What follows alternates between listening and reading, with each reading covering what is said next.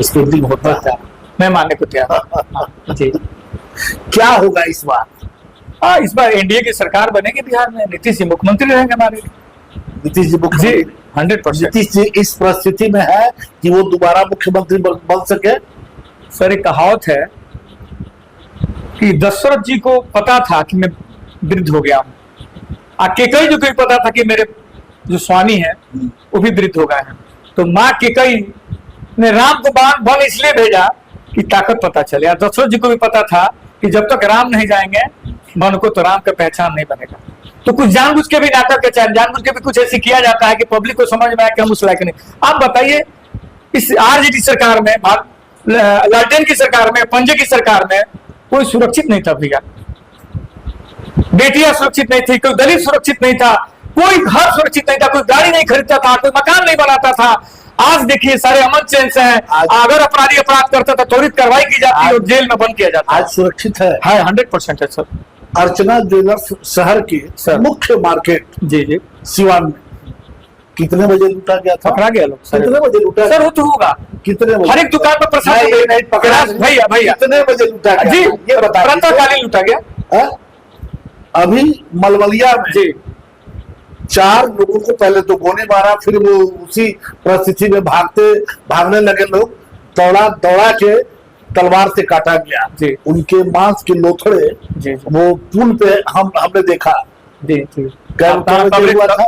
हुआ था जी मालूम? 4 बजे दिन दहाड़े सर 11 साल की बच्ची के साथ जी सामूहिक बलात्कार होता है मुजफ्फरपुर में जी जी। वो लड़की इलाज के लिए उसे मुजफ्फरपुर से पटना भेजा जाता है। स्वास्थ्य मंत्री मंगल पांडे जी है जी, और एक बर्थ नहीं मिला उसको, एडमिट नहीं कर पाया। लोग 8 घंटे तक पीएमसीएच के दरवाजे पे वो लड़की पड़ी रही सर, और उसकी मौत हो गई जी। और आप कहते हैं कि सब कुछ जी जी। मैं आपको थोड़ा सा अवगत करा दूं सर। आप शायद पॉजिटिव आप लोग क्यों नहीं सोचते सर? सिवान में एक ढिबरी से ऑपरेशन होता था सर, मैं उस समय जिला पार्षद हुआ करता था, ढिबरी से ऑपरेशन होता था। आज वही स्वास्थ्य मंत्री सिवान को दिल्ली जैसा, रामलोहिया जैसा व्यवस्था कर दिया, मेडिकल कॉलेज बन रहा है, इंजीनियरिंग कॉलेज बन के खड़ा हो गया, एडमिशन हो रहे हैं। आज सदर अस्पताल देखिए, मतलब सारी चीजें वहां अत्याधुनिक सब सिस्टम कर दिया गया, चाइल्ड वार्ड बना दिया गया। अब एएनएम जीएनएम अपने यहाँ अंदर ढाले पर आप पुलिया का ओवर ब्रिज का व्यवस्था देकर, तो आप उस पर खबर क्यों नहीं करते हैं सर? आप बिल्कुल उसी पे तो है सर। तो आज एक दलित, मैं दलित हूँ, एक दलित की बेटी के साथ ऐसा हुआ, इस पर हम लोग त्वरित कार्रवाई किए और वहां का जो भी सुपरिटेंडेंट था उसको सस्पेंड किया गया कि तुमने इसका संज्ञान क्यों नहीं लिया। एक मंत्री होता है ना बिहार में, एक ही मंत्री होता है, और एक ही मंत्री पूरे बिहार को संचालित करना होता है। उन्होंने एक्सक्यूज किया कि घटना घटी है, मैं उसको सजा दूंगा, और सजा मिली। तो आप लोगों से मेरा निवेदन है, आप सभी मीडिया बंधुओं से निवेदन है, आप मेरे बड़े भाइयों से निवेदन है कि अच्छी कार्य हो रहा है तो उस पर भी फोकस होना चाहिए। अब मैं आपको आरजेडी सरकार की कहानी सुनाता हूं सर। आप ढिबरी से यहाँ ऑपरेशन होता था सर, आज यहाँ 180-160 दवाइयां, अब डॉक्टर की कमियां हैं, वो भी पूरी हो जाएंगी इस बार नीट के एग्जाम। 20 साल से सर आपकी सरकार है सर, और आज तक सर बिहार की परिस्थिति नहीं बदली है। नहीं, जो 20 साल पहले सुन लीजिए, आपके एक जिला प्रखंड अध्यक्ष हुआ करते थे कोरोना काल में जी, आपके स्वास्थ्य मंत्री मंगल पांडे जी थे जी, और इसी सदर अस्पताल में जी उनके रहते हुए मंगल पांडे जी का स्वास्थ्य मंत्री रहते हुए कोई श्रीवास्तव जी थे। हाँ। और मौत हुई जी, और मरने के 1 घंटा पहले जी उन्होंने बयान दिया था मीडिया को कि आज अगर सामुद्दीन होते तो इस अस्पताल की ये बीजेपी के वो नेता थे जी, और एक डॉक्टर देखने के लिए नहीं था जी। आप कह रहे हैं बिहार बदल गया जी। आज हवा के थपेड़े से आपका पुल उड़ जाता है, आप कहते हैं बिहार बदल गया। अभी 14 दिन डबल डेकर पटना में, छोड़ दीजिए बिहार के अन्य जिलों में क्या होता है उसकी चर्चा वो बाद में कर लेंगे। पटना में डबल डेकर का उद्घाटन हुआ, 14 दिन में लंबी दरार आ गई। कई 100 करोड़ का वो पुल था। आप कहते हैं बिहार बदल रहा है। सर देखिए, बड़ा सुंदर प्रश्न है ये। बिहार में जिम्मेदार मुखिया नीतीश कुमार जी, सारे लोग नीतीश कुमार जैसे नहीं हैं, सारे लोग राम जैसे नहीं हैं। वो सीता को भी उंगली उठाने वाले लोग हैं। जैसे सीता रावण हर के ले गया था, तो एक धोबी ने कहा कि कहाँ रात के रोलू है, ये दशा बिहार में है।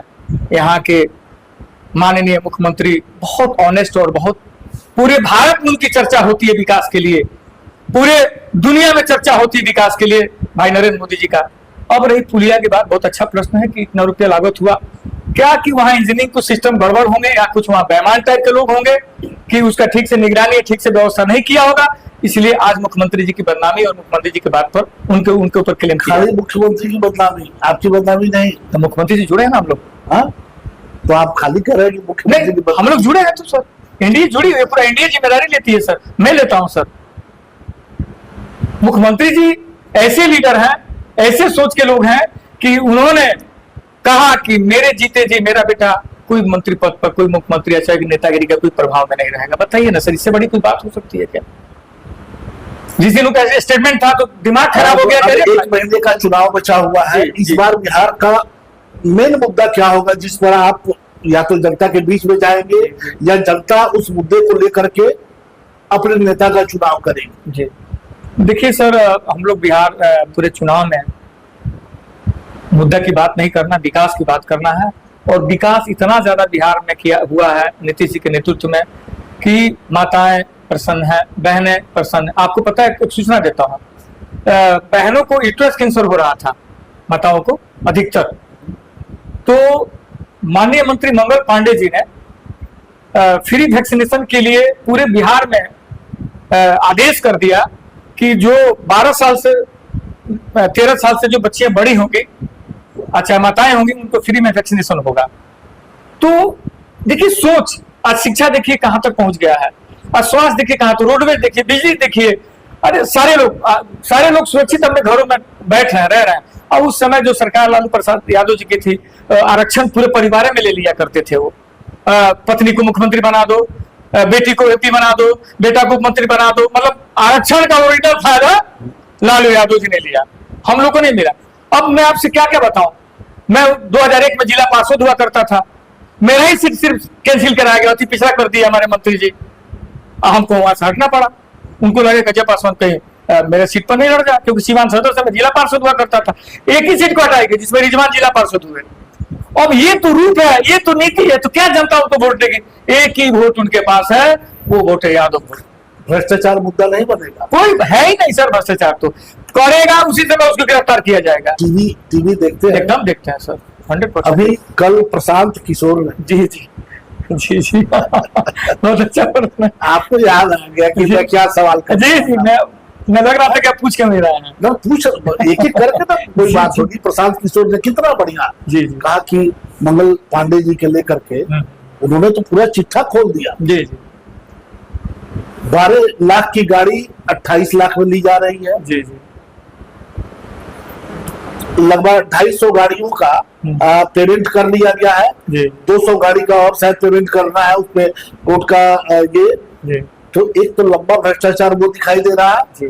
और उसके बाद आपके प्रदेश अध्यक्ष दिलीप जायसवाल जी जिन पर हत्या का मामला है, एक दूसरे का कॉलेज हड़पने का मामला है, ये सब तो चुनाव में आएगा।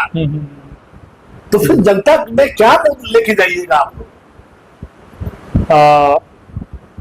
और प्रशांत किशोर के पास हमें लगता है कि चुनाव में जाते जाते, नॉमिनेशन होते होते उनके पास ऐसे और भी बहुत सारे बम है जिसे वो फोड़ने के लिए तैयार बैठे हुए हैं। बहुत अच्छा। जिस व्यक्ति का नाम रखा आपने प्रशांत किशोर, वो पॉलिटिकल दलाल है। आप मुझे बोलेंगे, आप कुछ भी कह सकते। अच्छा, वो भी कुछ भी कर देते हैं, प्रूफ है उनके पास, प्रूफ दिखाए आपको प्रूफ दिखाए। मेरी बात सुना जाए प्लीज पूरी बात हो जाए। हाँ। अब वो पॉलिटिकल दलाल है, जो दलाली किया होगा, जो अगुवागिरी किया होगा, लालू जी का अगुवागिरी किया है, तो भ्रष्ट सरकार थी लालू प्रसाद यादव जी का, उसका ये नेतृत्व करते थे, तो ये कितने भ्रष्ट होंगे, इनके ऊपर जब जांच बैठेगी तब ये कहाँ रहेंगे। ये ममता बनर्जी के भाई हैं। ममता बनर्जी कहती है कि मेरे छोटे भाई हैं। ममता बनर्जी ने कहा कि जाओ बिहार में, जैसे मैं आतताई रूप में रहती हूँ, तुम भी जाकर वहां पर आतताई रूप में काम करो, ऐसा किसी व्यक्ति के टारगेट करो, ऐसे स्वच्छ और सुंदर व्यक्ति के बारे में टारगेट करो कि तुम्हारी बात लोग सुने। एक मिनट सर, अब रही बात कि मंगल बाबा के बारे में, तो मैं उनका नाम लेना नहीं चाहता हूं, वो तो मंगल ही मंगल पूरे बिहार में है।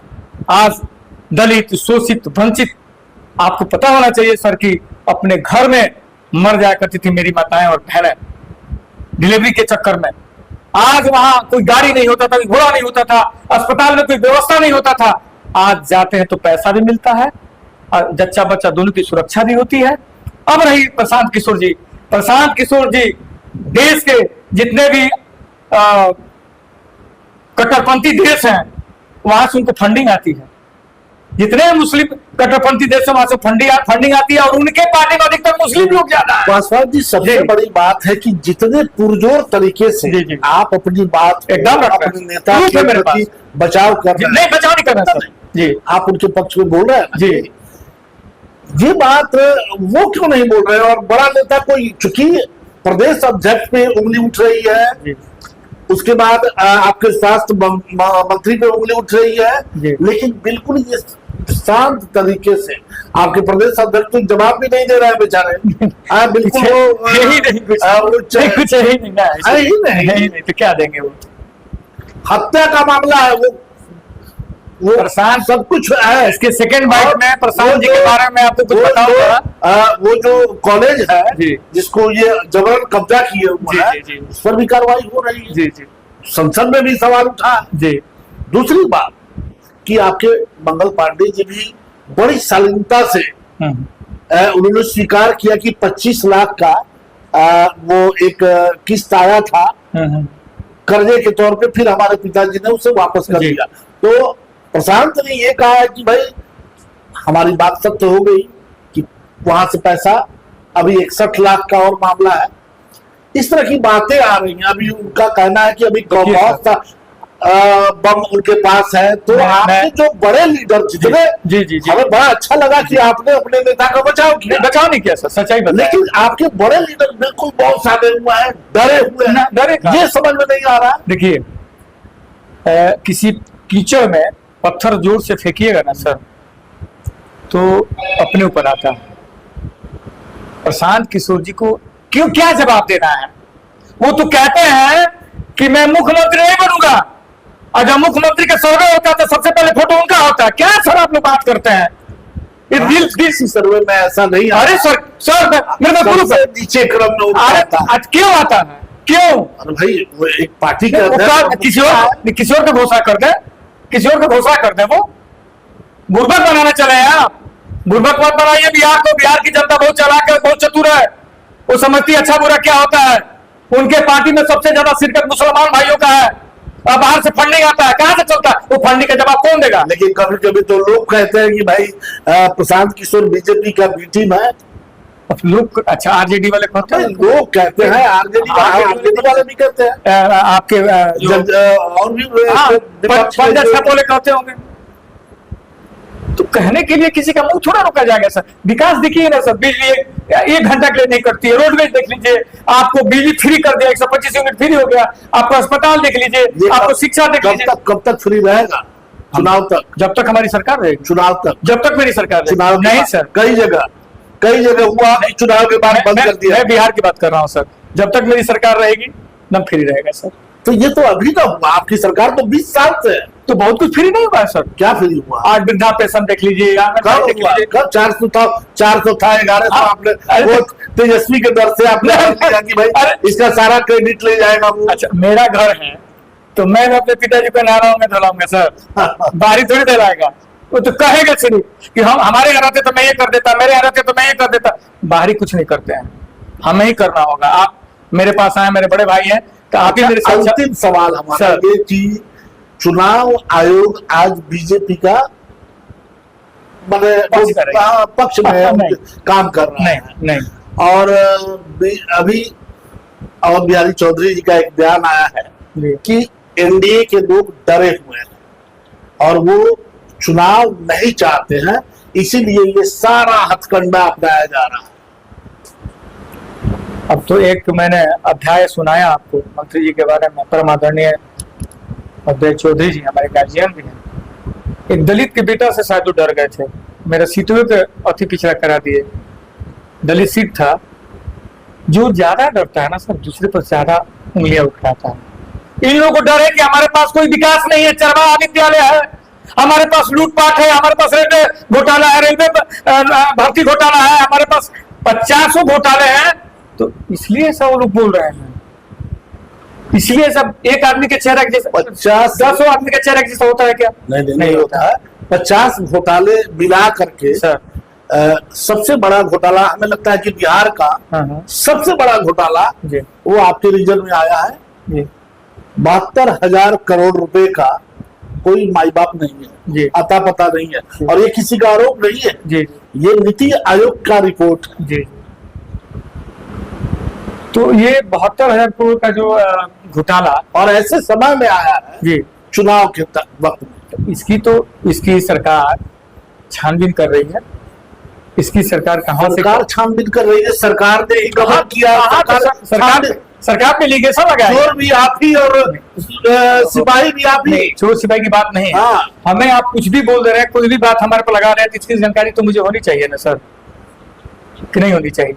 इसकी जानकारी दिल्ली से सरकार का ही एक अंग है नीति आयोग है, ये उसका रिपोर्ट है कि 72,000 इसकी जानकारी चारा घोटाला जो हुआ था वो 9,000 करोड़ का। जी ये 72,000 करोड़ का है। इसका प्रूफ होगा, प्रूफ करा जाएगा ना सर। चारा का तो प्रूफ हो गया था, लालू रिजल्ट चले गए, तो नीति आयोग कर रहा तो उसको सुन रहे हैं हम लोग, संज्ञान में लिए हुए, देखेंगे क्या है। अब इसकी जांच होगी जांच होगी, कमेटी बनेगी, एकदम बनेगी सर, सच्चाई है। तब तक मालूम होगा नहीं कैलाश कश्यप चले गए और लोग भी चले जाएंगे, नहीं आप रहे मलाई जिससे आपका आशीर्वाद हमारे पे बना रहे। ऐसे ही चलता है। जो राजनेता जो है आज पूरे देश की जो भ्रष्टाचारी है, वो जानते हैं कि ये पैसा हमें नहीं लौटाना है।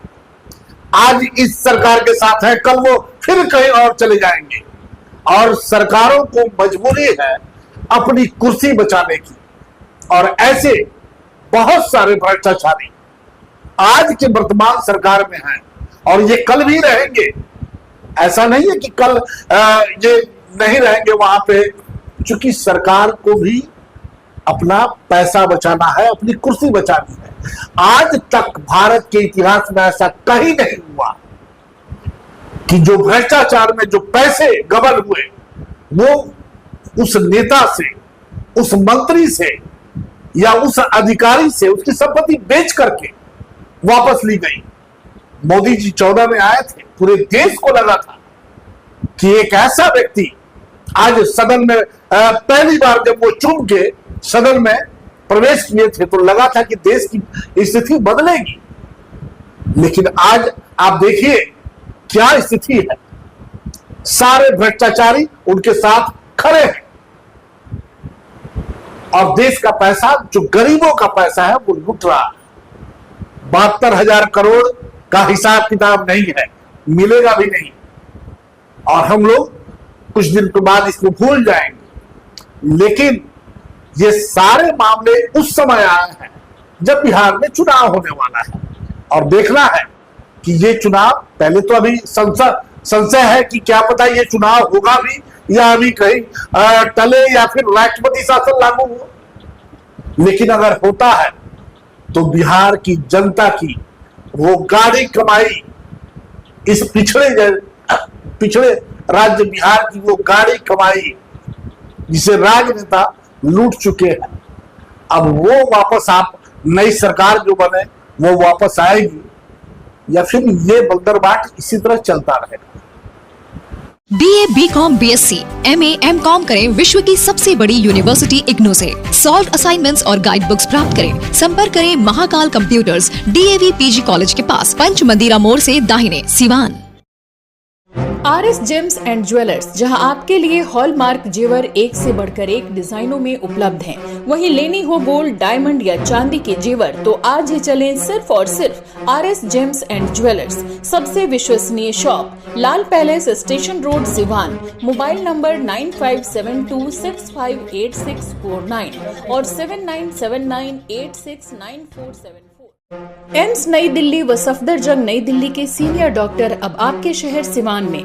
डॉक्टर उमेश, नवजात एवं शिशु रोग विशेषज्ञ, चिकित्सा पदाधिकारी, सदर हॉस्पिटल सिवान। डॉक्टर उमेश जो आपके बच्चों का कर रहे कुशल व बेहतरीन इलाज। सुशीला देवी हॉस्पिटल, डॉक्टर उर्मिला अखौरी के सामने, hospital road, Siwan. Mobile number 9199720654 और 7250722154।